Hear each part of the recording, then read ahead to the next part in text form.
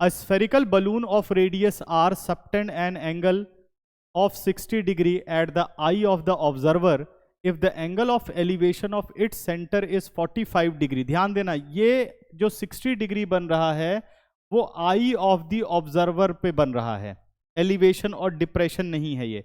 If the angle of elevation of its centre is 45 degree, centre का angle हो गया 45 degree, ठीक है ना. The same point then prove that, from the same point then prove that the height of the centre of the balloon is √2 times its radius. The height of the centre of the balloon is √2 times its radius, √2 times its radius, ठीक है ना. अब इसकी figure समझो. ये हो गया हमारे पास हॉरिजॉन्टल, ये हॉरिजॉन्टल बना लेते हैं. A spherical balloon of radius r subtend an angle of 60 degree at the eye of the observer and the angle of elevation. देखिए ये हो गया हमारे पास हॉरिजॉन्टल, और यहां हम बना लेते हैं अपना बलून, ठीक है. ये हो गया हमारे पास बलून, स्फेरिकल बलून है, ठीक है ना. ये क्या बन गया, स्फेरिकल बलून है. उसके बाद eye of the observer, eye of the observer, तो आई ऑफ द ऑब्जर्वर पर एंगल कैसे बनाओगे, ये रहा हॉरिजॉन्टल पर पॉइंट, और इस तरीके से स्फेयर को टच करना चाहिए ये, ठीक है ना. ये गया, और दूसरा आपका ये गया, ये देखिए इस तरीके से, ठीक है ना. मतलब ये दोनों टेंजेंट हो गए. क्या हो गए, ये दोनों टेंजेंट हो गए. क्लियर है, ठीक. थोड़ा इसको और ठीक कर लेते हैं और बेहतर लगे, जो कि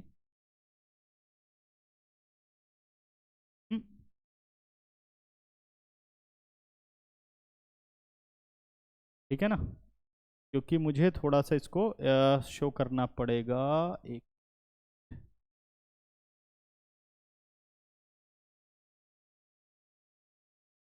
चलिए ठीक है, ठीक है. अच्छा, अब हमारे पास ये हो गया centre. I of the observer पर जो एंगल बन रहा है, आई ऑफ द ऑब्जर्वर पर जो एंगल बन रहा है वो है 60 डिग्री का. तो ये बच्चों हो गया आई ऑफ द ऑब्जर्वर पर एंगल. कितने डिग्री का है ये एंगल है 60 डिग्री का. ये एंगल कितने डिग्री का है, ये है 60 डिग्री का एंगल बन गया. सही है, करेक्ट. ये आई ऑफ द ऑब्जर्वर पर एंगल बना. उसके बाद कहता है कि if the angle of elevation of its centre is 45 degree. ध्यान देना, angle of elevation of its centre, तो इसी सेम पॉइंट से, फ्रॉम द सेम पॉइंट, इसी सेम पॉइंट से आप सेंटर को देखते हो, तो ये बन गई लाइन ऑफ साइट. क्या बन गई, ये लाइन ऑफ साइट. और लाइन ऑफ साइट किसके साथ एलिवेशन बनाएगी, वो बनाएगी हॉरिजॉन्टल लाइन के साथ, यानी ये रहा 45 डिग्री. ये एंगल कितना हो गया, 45 डिग्री, ठीक है ना. Then prove that height of the centre of the balloon. तो height of the centre, height निकालने के लिए आपने क्या किया, सेंटर से ये लाइन ड्रॉ कर दी, सेंटर से ये लाइन ड्रॉ कर दी, ठीक है ना. तो ये हाइट मुझे निकालनी है. इस हाइट को मैं कंसीडर कर लेता हूं h. इस हाइट को मैं क्या नाम दे देता हूं, h. और रेडियस हमें क्या दे रखी है, रेडियस हमें दे रखी है r, ठीक है. तो नेमिंग कर लेते हैं इसका, o a, इस पॉइंट को नाम दे देता हूं p, और इसको भी ज्वाइन कर देता हूं, और इसको मैं नाम दे देता हूं Q.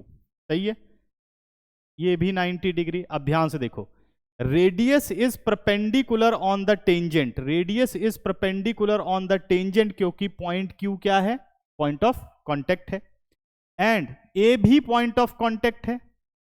तो OA क्या हो गया, वो भी हो गया परपेंडिकुलर. किस पर, इस PA पर. PA is a tangent and A is point of contact. समझ में आ रहा है, सर्कल का बहुत रोल है इस क्वेश्चन के अंदर, ठीक है.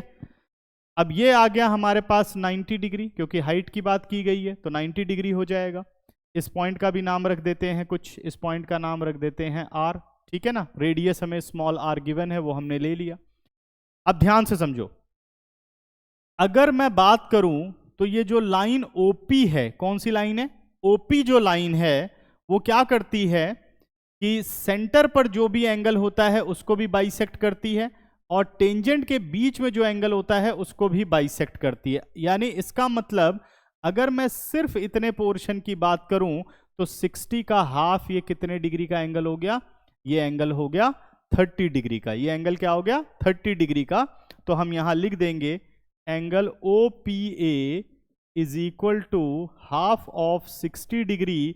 तो एंगल OPA हमारे पास आ गया 30 डिग्री। एंगल OPA हमारे पास आ गया 30 डिग्री। ठीक है ना, हाइट को मैंने h कंसीडर किया हुआ। ध्यान से फिगर देख लो, ठीक है। एक बार चाहो तो क्वेश्चन पॉज करके फिर से पढ़ लो और फिगर को देख लो, फिर अब हम आगे चलते हैं। अब क्या करना है, सबसे पहले आना है बच्चों ट्राइंगल OPA में। ट्राइंगल OPA में ध्यान से देखो, OPA और H निकालना है तो ट्राइंगल OPR लोगे।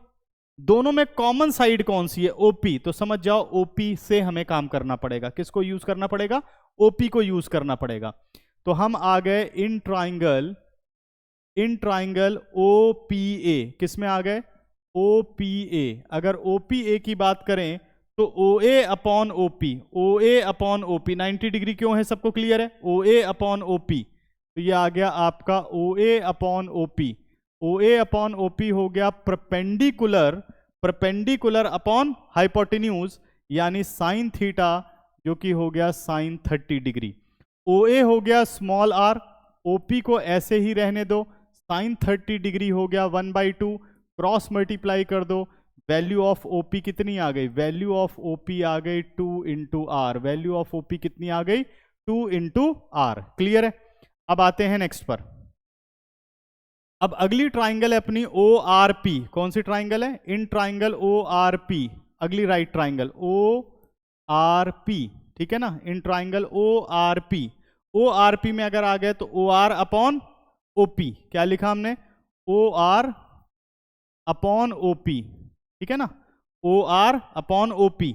तो परपेंडिकुलर अपॉन हाइपोटेन्यूज, एंगल कौन सा हुआ, 45 डिग्री। तो ये बन गया आपका साइन 45 डिग्री। कितना बन गया, साइन 45 डिग्री। OR हमारा H है, OP की वैल्यू आप निकाल चुके हो जो कि है 2R।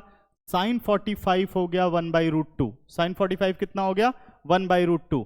कर देते हैं बच्चों क्रॉस मल्टीप्लाई, तो हमारे पास H आ गया 2R अपॉन √2। 2R upon √2।